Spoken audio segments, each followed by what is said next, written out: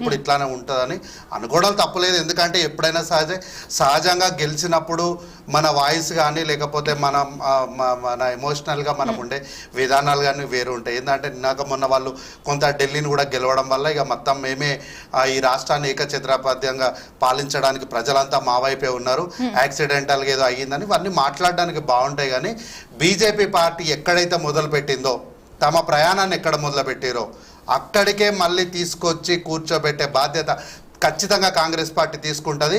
వచ్చే రానున్న ఎన్నికల్లో ఇంతగానో మేము గెలిచినాము, 19, 20 రాష్ట్రాలలో మేము అధికారంలో ఉన్నాం, ఢిల్లీలో మేము అధికారంలో ఉన్నాం, ఈడ తెలంగాణలో కూడా మాకు కలిసి వస్తుందని వాళ్ళు అనుకుంటున్నారు. ఓకే, వారికి ఉన్నటువంటి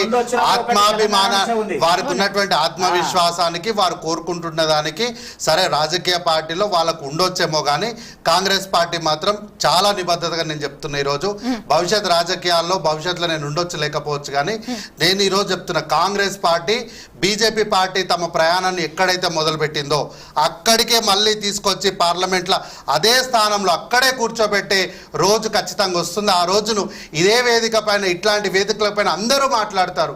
ఈరోజు బీజేపీ పార్టీ ఏదో కొన్ని రాష్ట్రాలలో గెలిచినంత మాత్రాన ఆ రాష్ట్రాలలో ఎట్లా గెలిచినారు అనేటువంటి అది మళ్ళీ వేరే చర్చ. కాబట్టి ఈ రాష్ట్రంలో బై ఎలక్షన్ రావడానికి అస్సలు ఛాన్సే లేదు. ఈరోజు మైపాల్ రెడ్డి గారు ఏదో వారి ఆఫీసులలో వేరే కల్వకుంట్ల చంద్రశేఖరరావు గారు ఫోటో పెట్టుకున్నారు, కండువా లేదంటే మేడం ఈరోజు దేశంలో అది బీజేపీ కానీ కాంగ్రెస్ కానీ ఎవరైనా సరే ఈరోజు మీరు ఎంపీ ఆఫీసులలోకి వెళ్ళి చూడండి, కాంగ్రెస్ పార్టీ గెలిచినటువంటి ఎంపీ ఆఫీసులలో కూడా నరేంద్ర మోడీ గారి ఫోటో ఖచ్చితంగా ఉంటుంది. ఎందుకంటే ఈ దేశానికి ప్రధానమంత్రి వారు బీజేపీ పార్టీ నాయకులు అయినప్పటికీ వారు ప్రధానమంత్రి కాబట్టి వారికి ఉన్నటువంటి గౌరవం పైన ఫోటో పెడతాం. అట్లాగే ఏ శాసనసభ్యుడైనా వారు ఏ పార్టీలో ఉన్నటువంటి వారైనా ఈ రాష్ట్రంలో ముఖ్యమంత్రి ఎవరున్నారో వారి ఫోటోను ఖచ్చితంగా పెట్టాలి. ఎందుకు బట్టి గారు కూడా ఆ రోజు సిఎల్పి నాయకుడిగా ఉన్నప్పటికీ కూడా కల్వకుంట్ల చంద్రశేఖరరావు గారి ఫోటోను పెట్టినారు. ఎందుకంటే అది వారు ఇచ్చినటువంటి గౌరవం, వారు ముఖ్యమంత్రిగా వారికి ఇచ్చినటువంటి గౌరవం. ఈరోజు మా పార్టీలకు మేము ఎవరిని తీసుకోలేదు, మా దగ్గరికి మేము అట్లాంటి పనులు చేయరు. ఇన్నాళ్ళు 40 సంవత్సరాలు మీ పార్టీ ఎక్కడుందన్న? ఈరోజు గత 10 సంవత్సరాల నుంచి మీ పార్టీ ఉంది. తర్వాత మీ దగ్గరికి మీరు అత్యంత కష్టపడి ఆకర్షిస్తే మీ దగ్గరకు వచ్చింది ఇద్దరు.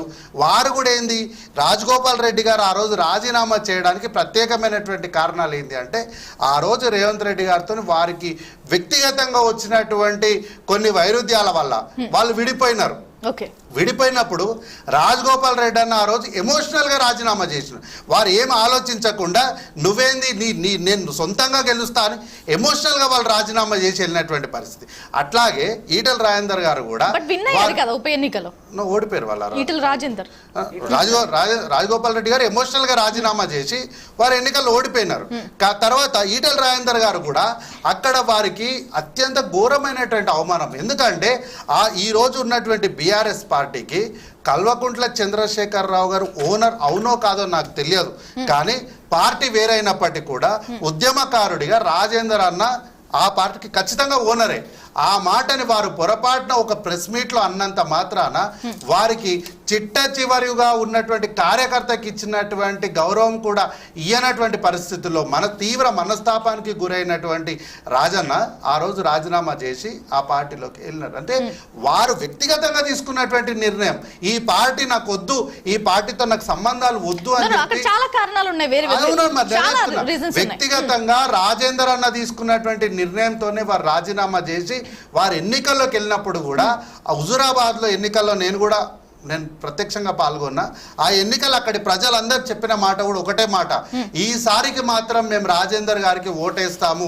ఎందుకంటే కేసీఆర్ గారు రాజన్నను ఘోరంగా అవమానించిండు కాబట్టి కల్వకుంట్ల చంద్రశేఖరరావు గారికి బుద్ధి చెప్పడం కోసం మేము ఈటల రాజేందర్కి ఓటేస్తున్నాము, ఆయన పార్టీకి కాదు వ్యక్తికి ఓటేస్తున్నాము అని చాలా చోట్ల మాకే చెప్పారు.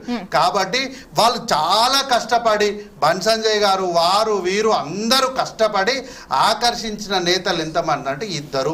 ఆ ఇద్దరు కూడా ఎమోషనల్ గా వారికి ఉన్నటువంటి వ్యక్తిగతమైనటువంటి ఇమేజ్ పైన ఆధారపడి తమని తాము నిరూపించుకోవాలన్నట్టు ఉద్దేశంతోనే వారు రాజీనామా చేసినారు తప్ప ఎక్కడ కూడా బీజేపీ సిద్ధాంతాలకో లేకపోతే బీజేపీ పైన ఆధారపడి రాజీనామా చేసి బీజేపీ పార్టీ సిద్ధాంతాలు నచ్చి వెళితే ఇమీడియట్ గా మళ్ళీ ఎందుకు జంప్ అవుతారు? ఎక్కడ కూడా బీజేపీ సిద్ధాంతాలు నమ్మి ఈ రోజు సిద్ధాంతాలు లేని పార్టీ ఏదన్నా ఉంది అంటే ఒకే ఒక్క పార్టీ బీజేపీ పార్టీ. ఒప్పుకుంటాను మేడం, ఒకానొక టైంలో ఈ దేశంలో రాజకీయాల సిద్ధాంతాలు ఏ పార్టీకి ఉన్నాయి అని అంటే ఖచ్చితంగా ఆ పార్టీకి ఉన్నాయని చెప్పేవారు.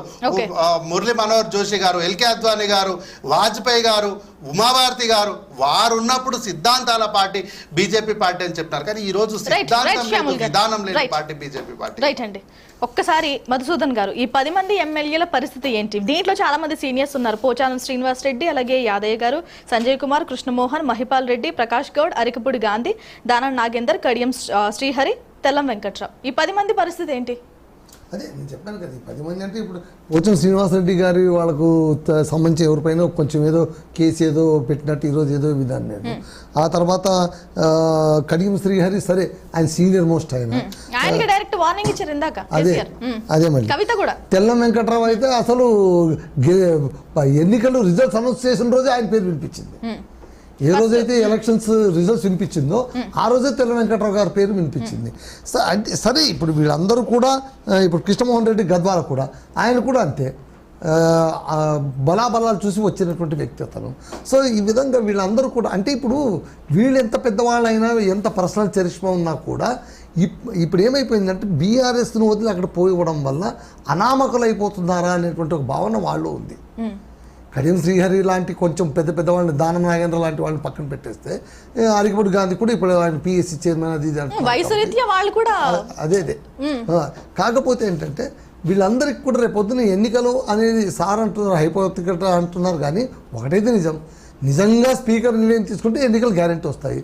ఆయన నిర్ణయం ఎలాగో తీసుకోరన్న ధైర్యం వాళ్ళకు ఉంది, ప్రజలకు కూడా ఉంది. ఎలాగో ఆయన నిర్ణయం తీసుకోరు, పెండింగ్లో పెట్టి అలాగే తోసేస్తారు. కాబట్టి రాదు. కాకపోతే ఇక్కడి నుంచి అక్కడ వెళ్ళడం వల్ల వాళ్ళు పర్సనల్ లబ్ధి పొందుంటారేమో కానీ పొలిటికల్ లబ్ధి అయితే. మధుసూదన్ గారు, అంటే ఈ ఒక్క స్టేషన్ గన్పూర్ విషయానికి వస్తే అక్కడ ఆల్రెడీ రాజయ్యని కాదని కడియానికి ఇచ్చారు. అంటే ఎథికల్ మేనర్ లో ఎలా చూడాలి? అంటే వాళ్ళ అమ్మాయి ఎంపీ సీట్ ఇచ్చినా కూడా బయటకు వచ్చేసారు. రాజయ్య పైన అప్పుడు కొన్ని ఆరోపణలు అవన్నీ ఉండడం వల్ల ఆయన ఇవ్వాల్సి వచ్చింది. కడియం శ్రీ గారు అప్పటి నుంచి కూడా ఉప ముఖ్యమంత్రిగా ఉంటూ కూడా ఆయన చాలా పేరు సంపాదించి, అదే కదా ఇప్పుడు పోచారం కావచ్చు, కడియం కావచ్చు, వీళ్ళందరూ కూడా హేమహేమిలు బీఆర్ఎస్లో. కేసీఆర్ ఎంతో శక్తులుగా ఊహించుకున్నటువంటి వ్యక్తులు కూడా బయటకు వచ్చేసారు. అంటే దీన్ని బట్టి మనకు అర్థమయ్యేది ఏంటంటే పార్టీ కాదు, వ్యక్తులే పార్టీ అంటే, అధికారం అంతే. కడియం శ్రీహరి అయినా అంతే, లేదా పోచారం అయినా అంతే. ఎవరైతే ఏముంది, అధికారం కావాలి, మనకు పవర్ కావాలి. రైట్ అండి. ప్రేమ్ గారు, అంటే ఇప్పుడు ఏమన్నా ఈ పార్టీ ఫిరాయింపుల చట్టంలో కేంద్రం కొంచెం సుమోటోగా తీసుకుని ఏమైనా మార్పులు చేర్పులు ఏమైనా చేయబోతుందా? సుప్రీంకోర్టు ఎందుకు చేయలేదండి? కేంద్రం తలుచుకుంటే ఆర్టికల్ 370 రద్దు చేస్తారు. చాలా మంచి ఎవరు తలుచుకోరు. మీరు అది గమనించండి. సార్ కూడా అన్నారు హైపోథెటికల్, ఎందుకంటే కనుక సార్ ఖచ్చితంగా తెలుసు జరగవు ఎన్నికలని, ఎందుకంటే స్పీకర్ చేయండి. ఇప్పుడు ఎలక్షన్స్ జరగాల్సి వచ్చినా వాళ్ళకి సెపరేట్ గా కూర్చోబెడతారు వీళ్ళు. కాంగ్రెస్ పార్టీ చెప్పండి ప్రేమ్ గారు. ముమ్మాటికి వాళ్ళ ధీమా అట్లుంది. ఒకవేళ నిజంగా కూడా అధికారం తీసుకోవాలి, అవకాశం ఉంది, నిజంగా కూడా నిస్వార్థంగా ఉండాలనేటువంటి ఆలోచన కాంగ్రెస్ కుంటే ఖచ్చితంగా వీళ్ళని డిస్క్వాలిఫై చేయొచ్చు, ఉప ఎన్నికలు వచ్చేటువంటి అవకాశం ఉంది. బీజేపీ డిమాండ్ చేస్తుందా? బీజేపీ డిమాండ్ చాలా సార్లు చెప్పినాం మేము, అసెంబ్లీలో చెప్పినాం కదా. ఈ 10 మంది విషయంలో కూడా అసెంబ్లీలో కూడా మాట్లాడినాం. నిజంగా కూడా అట్లా పోమని చెప్పినాము. ఒకవేళ నిజంగా వాళ్ళు నిర్ణయం తీసుకుంటే తప్పకుండా అవకాశం ఉంది. సుప్రీంకోర్టు కూడా ఏం తీర్పిస్తా అనేది కూడా వేచి చూడాల్సిన అవసరం ఉంది. ఎప్పుడు సందర్భంలో కూడా మాట్లాడదు. కానీ సుప్రీంకోర్టు మాట్లాడిన తర్వాత ఆల్రెడీ సెక్రటరీ కూడా నోటీస్ ఇచ్చిండు. అంటే ఈ నోటీస్కి రెస్పాండ్ ఎట్లుంటుంది అనేది చూడాలి. వాళ్ళు నిజంగా మార్పు కోసం ఏదైనా అవకాశం ఉంది. ఓకే ప్రేమ్ గాంధీ గారు, ఇక్కడ నోటీసు ఈ టైం వరకే వ్యాలిడిటీ, ఈ టైం లోపే మీరు స్పందించాలని ఏం లేకపోవడం ఒక మైనస్ అయింది. అది నిజంగా కూడా స్పీకర్ దగ్గర ఉన్నటువంటి అవకాశం ఏంటంటే ఆయన ఎప్పుడైనా నిర్ణయం తీసుకోవచ్చు. ఆయన విచారణ అంటాడు, లేదా ఇంకోటి అంటాడు, ఆయన నిర్ణయం తీసుకోవచ్చు. ఎందుకంటే గతంలో కొన్ని విషయాల్లో, ఎందుకు డీకేఆర్ ఉన్న విషయంలో ఆమె పూర్తి 5 సంవత్సరాలు అయిపోయిన తర్వాత, పూర్తిగా అవతల 5 సంవత్సరాలు అయిపోయిన తర్వాత అప్పుడు ఆమెని మీ కోర్టు తీర్పిచ్చింది మీరు అని అంటే అప్పుడు ఏం ఉపయోగం? 5 సంవత్సరాలు పూర్తయింది. అట్లనే కాలయాపన చేసే దాంట్లో కాంగ్రెస్ ముందటి నుంచి ఎక్స్పర్ట్. ప్రతి కార్యక్రమాన్ని వాళ్ళు చాలా కాన్షియస్ ఉంటారు.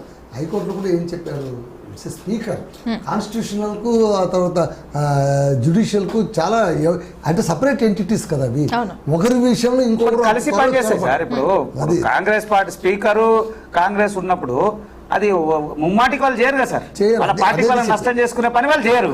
చేయరు కాబట్టి జరగదు అది. ఒకవేళ నిజంగా సుప్రీంకోర్టు తీర్పు ఏమని వచ్చి అలాంటి ప్రయత్నం, ఎందుకంటే కేటీఆర్ పదే అదే అంటా ఉన్నారు. కేటీఆర్ వాళ్ళు చాలా పాజిటివ్ గా ఉన్నారు.